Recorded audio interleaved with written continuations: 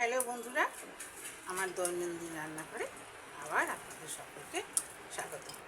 আমি আজকে একটা খুবই সহজ পদ্ধতিতে সামান্য আলু দিয়ে কিন্তু একটা চটপটা ক্রাঞ্চি রেসিপি দেখাবো, যেটা লুচি পরোটা সবার সঙ্গে কিন্তু খাওয়া যাবে।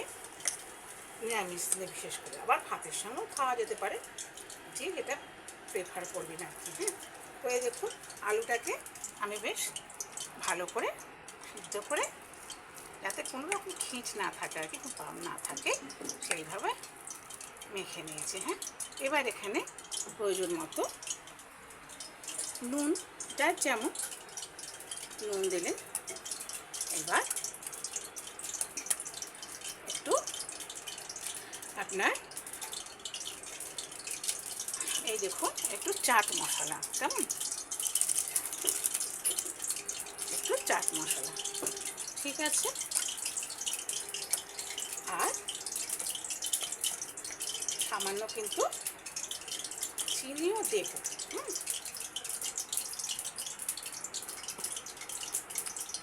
সামান্য চিনি দেবো, খুব অল্প আলু তো, বেশি চিনি দেওয়ার দরকার নেই, সামান্য, ঠিক আছে।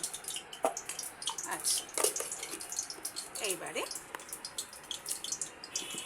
একটু গরম মশলা,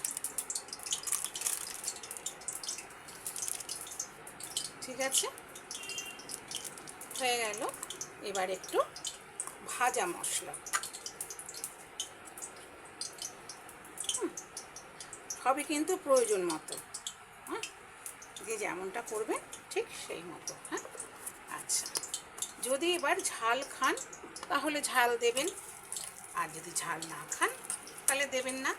এইবার এটাতে ভালো করে কিন্তু মিক্সড করে নেবেন। হ্যাঁ, এবার মিক্সড করার পর একটু কিন্তু আপনাকে ময়দা এর সঙ্গে অ্যাড করতে হবে, এই কারণে, তা না হলে কিন্তু আমরা বল তৈরি করে ভাজতে পারবো না, ছেড়ে যাবে, কেন, কোটিংয়ের জন্য।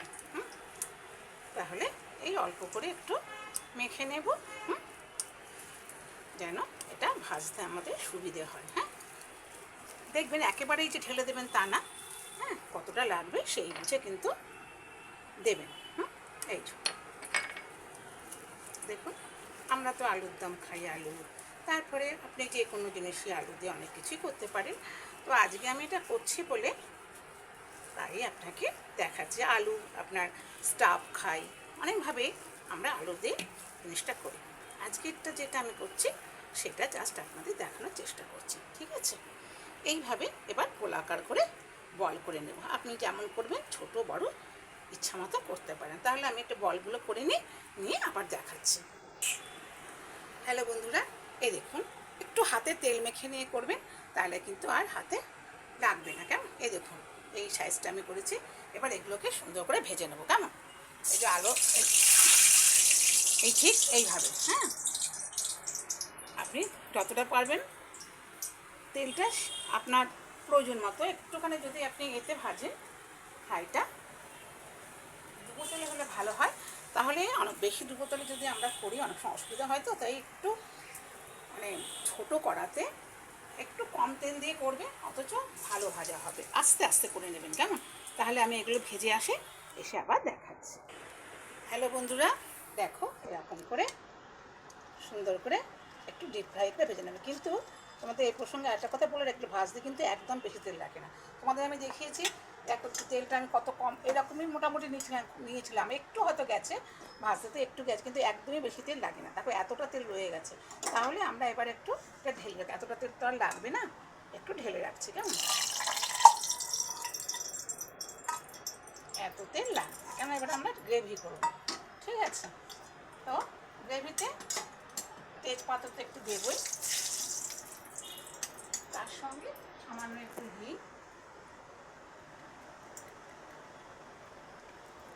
ঠিক আছে, হিং হয়ে গেল। এবার এই টমেটোগুলো কেটে রেখেছি, এবার এগুলো দিয়ে দেবো। টমেটো খুব দরকার না হলে আমি পেস্ট করি না, এই ভাজা হয়ে গেছে টমেটোর একটা সুন্দর ব্যাপার, এটা কিন্তু পেস্ট করলে অতটা থাকে না, যতই পরে ভাজা হবে। হ্যাঁ, তাহলে এটা আমরা একটু ভালো করে ভেজে নেব, নিয়ে এটা ভাজা হতে থাক। ততক্ষণে আমি এখানে দেখাচ্ছি। এখানে আমি সবসময় কোথাও লক্ষ্য করেছেন, আমি যখন রেসিপি যে কোনো রেসিপিতেই আমি কী করি, মশলাটা আগে থেকে মিক্সড করে রাখি, এতে কিন্তু জিনিসটা বেশি সুন্দর হয়। দেখুন এখানে আদা, জিরে, ধনে, হলুদ, একটু কাশ্মীরি লঙ্কা, এগুলোতে অন্য লঙ্কা দিলে লঙ্কা ভালো লাগবে না, আর একটু মিষ্টি মিষ্টি খেতে হয় তো, আর যদি একটু টক ঝাল মিষ্টি যাকে বলে আর কি, সেই জন্য এই কাশ্মীরি লঙ্কা দিয়েছি। আর দই আর একটু কাজু বাদাম কেটে দিয়েছি, দিয়ে এই একসঙ্গে কিছুক্ষণ আগে পেস্ট করে রেখেছি। তাহলে কিন্তু জিনিসটা বেশি ভালো হবে। এবার এটা ভাজা হয়ে গেলে আমি এটা মিক্স করে দেবো। কেমন টমেটোটা একটু ভালো করে ভাজা হয়ে গেলে আমি এটাকে মশলাটাকে দিয়ে একটু আবার ভালো করে নেড়ে নেব। কেননা ততক্ষণ নাড়বো যতক্ষণ না তার থেকে তেলটা বেরিয়ে আসে। কেমন? তারপরে আমরা একে একে এই যে বলগুলো করে রেখেছি সেগুলো দিয়ে দেবো। এরপর তো একটু ঘি গরম মশলা দিতেই হবে, সেটাও দিতে হবে। তা দেখো আমার মোটামুটি এই টমেটোটা একটু সিদ্ধ হয়ে এসছে। এই এখনই আমি হাফ হয়ে যাওয়ার সঙ্গে সঙ্গে এটা দিয়ে দেবো, তাহলে কি হবে, মশলাটা পুড়ে যাবে না। এটাও হয়ে যাবে, এটাও হয়ে যাবে। কেমন? বুঝতে পেরেছ? পুরোটা যদি আমি করে নিতাম, তাহলে তারপরে যদি মশলা দিয়ে নাড়তাম, তাহলে কি হতো, মশলাটা পুড়ে যেত। টমেটোটা বেশি সেদ্ধ হয়ে যেত তো, সেই জন্য। কেমন? এইবার এটার সঙ্গে টমেটোটাও মিশে যাচ্ছে, প্লাস এই জিনিসটাও রয়েছে। এবার কিন্তু একটু সামান্য গ্রেভি করতে, মোটামুটি আমরা যেমন গ্রেভি রাখবো সেই রকম অনুযায়ী একটু নুন দেব। ঠিক আছে? এই নুনটা দিলাম, আর একটু সামান্য চিনিও কিন্তু দিতে হবে। আচ্ছা,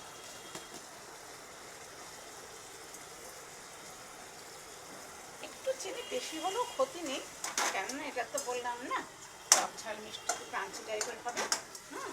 খেতে ভালো লাগবে।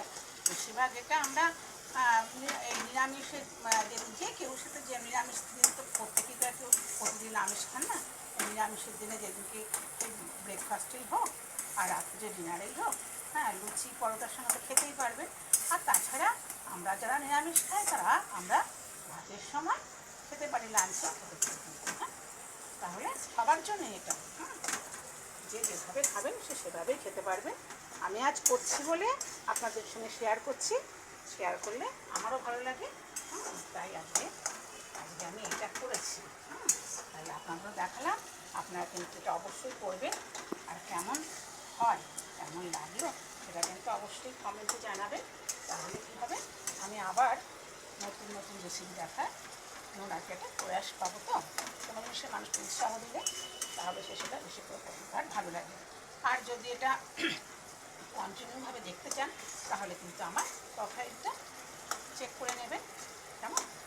তাহলে কিন্তু আমি আগেও অনেক দিয়েছি, অনেক দেওয়া হয়ে গেছে। সেগুলোর মধ্যে কোনোটার পছন্দ হলে কোনো দিন দৈনন্দিন রান্নায় তার মেনু হিসাবে ব্যবহার করতে পারেন। কেমন? তাহলে দেখুন এই যে আমার এই মশলাটা এবার এতক্ষণে কী হয়েছে, এই দেখুন তেল ছেড়ে যাচ্ছে, আর কিন্তু এই দেখুন আর কড়াতে কিন্তু লাগছে না। কেমন দেখতে পাচ্ছেন? তাহলে এবার আমি এটাতে জল দিয়ে দেবো। দেখুন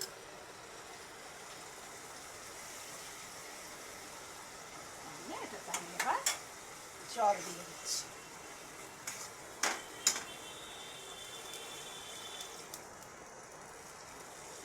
জল দিয়ে দিলাম, ওই যে বললাম প্রয়োজন মতো আমার যতটা লাগবে ততটা আমি দেবো, আপনার যতটা লাগবে আপনি ততটা দেবেন।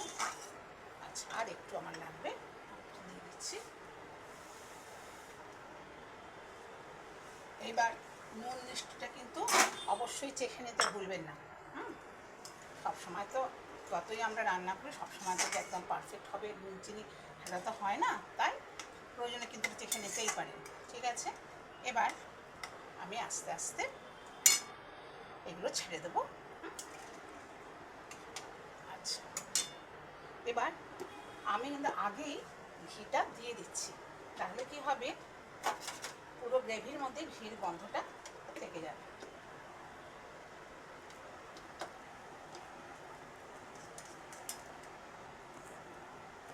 গ্রেভিটা যখন ফুটবে পুরো ঘিটা তার মধ্যে ঢুকে যাবে, এবং গরম মশলাটাও কিন্তু আমি আগে দিয়ে দেবো।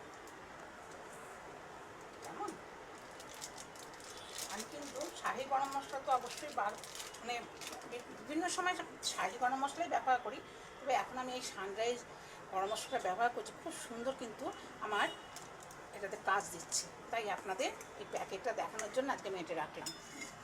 ঠিক আছে, এই যে এই প্যাকেটটা কিন্তু খুব সুন্দর গরম মশলার গন্ধটা বেরোচ্ছে। ঠিক আছে, আচ্ছা, এবার আমি আস্তে আস্তে এগুলো দিয়ে দেবো। তাহলে আর দেখানোর তো কিছুই নেই বন্ধুরা। এবার এইভাবে আপনারা নিজেরা করে খাবেন, অন্যদের করে খেতে সুযোগ করে দেবেন। বাড়িতে কোনো আত্মীয় বন্ধুবান্ধব এলে তাদের জন্যও করতে পারেন, আপনার যেমন ইচ্ছা। তাহলে বন্ধুরা, আমার পরম পিতার কাছে আপনাদের সকলের সর্বাঙ্গীন মঙ্গল কামনা করে আজকের মতো ভিডিও শেষ করছি। অন্য একটা ভিডিওতে আবার দেখা হবে।